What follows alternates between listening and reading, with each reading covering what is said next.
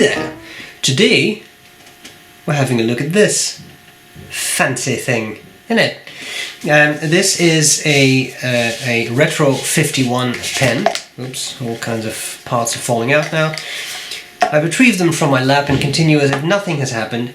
Now here we have the Retro51 Tornado. This is the relatively new, as I'm recording this, black cherry finish, and it's the EXT, so the extended pen, which means that it's long enough to have a converter and two cartridges, so one cartridge in the section and one in the barrel as a spare. This pen was kindly sent to me by Retro51 itself. Actually, it was sent to Aziza, but I thought I may as well review it too. They make nice pens, simple pens, affordable pens, and I think there's absolutely nothing wrong with that. They're very collectible. People really collect these pens, which I think is quite nice. So I think we need to see what this is all about. So I'm going to cover the parts of the pen. I'll do a writing sample, and I'll tell you what I like about it, what I don't like about it. As you can see, I'm still getting used to this new format myself. It's not that easy. Alright. As it were. Okay, let's have a look at the pen. Okay, so here we go with this Retro51 Tornado Black Cherry Extended.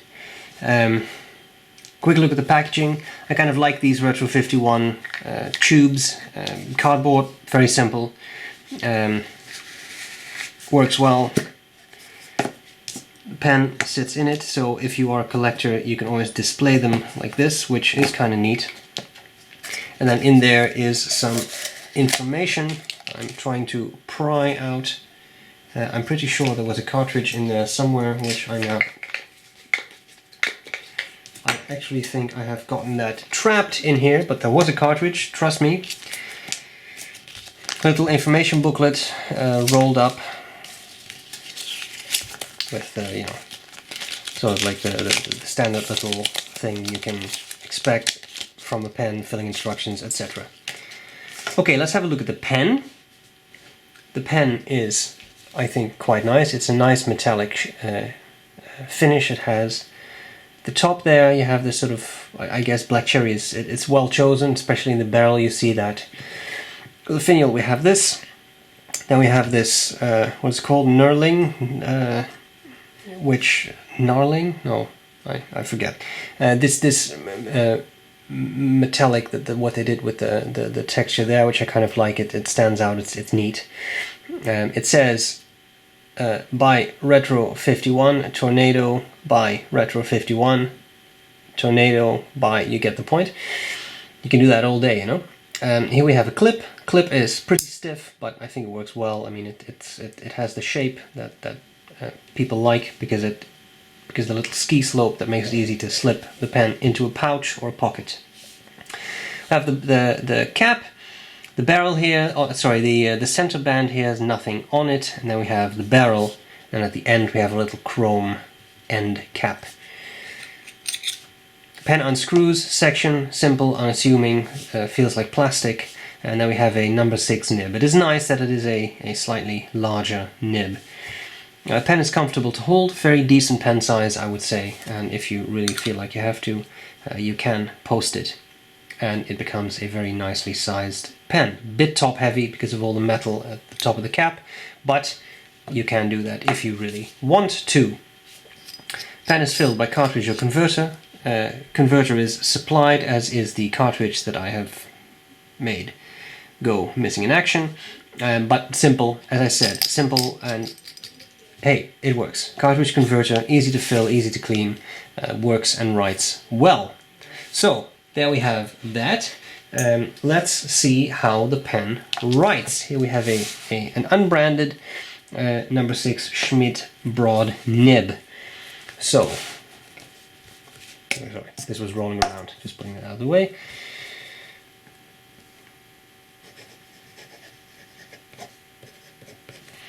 This is the, what was it, black cherry? For some reason, I want to say cherry pop all the time. Black cherry, the extended, it's the Tornado. Broad nib, and the ink is Colorverse Schrödinger. Ding, ding. I'm reaching around a tripod, so forgive me if this is not the most legible I've ever done. You see here I have trouble reaching, but God, it's horrid. Pen is smooth. I will say that. It's a Schmidt nib, and it's very nice. It's very rigid, but it's very smooth and nicely well tuned, quite wet.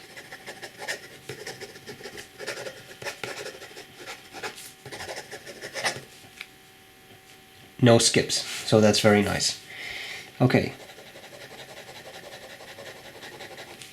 As I said, on the wet side of things, line variation, very careful as always. As I said, not a whole lot to be had. It's a pretty stiff nib.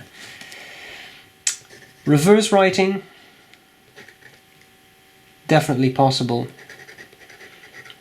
It becomes a little scratchier, it becomes a little drier, but you can get away with a couple of words, and you take it from a good broad to, I would say, a skinny-ish medium. So that isn't quite nice that you have the option to downgrade your nib grade if you really have to.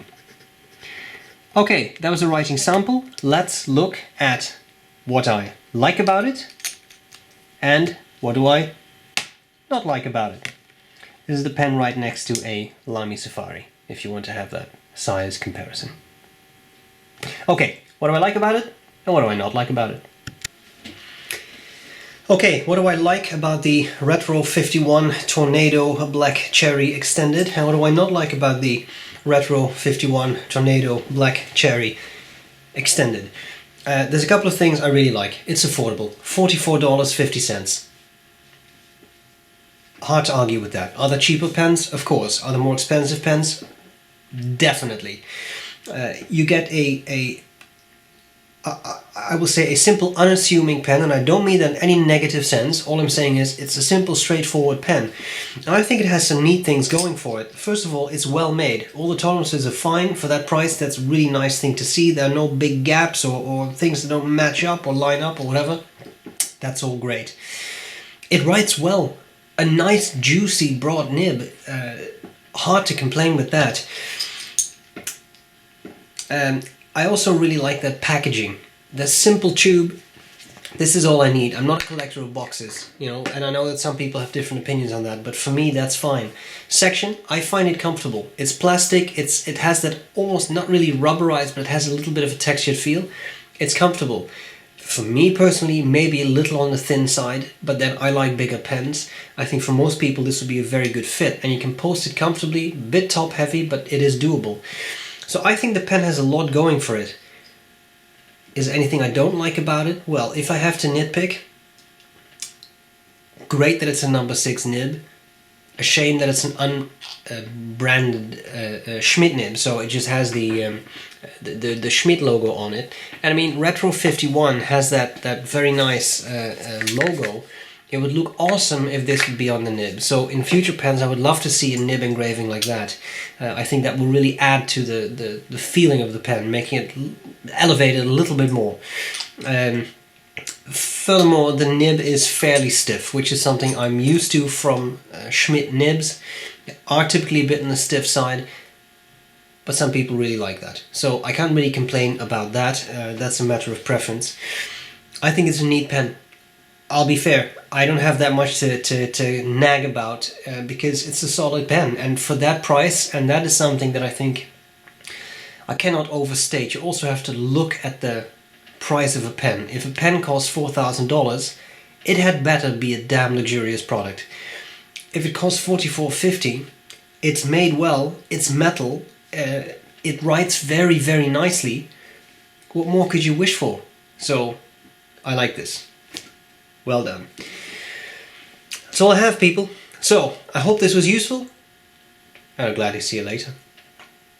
Bye-bye. Bye!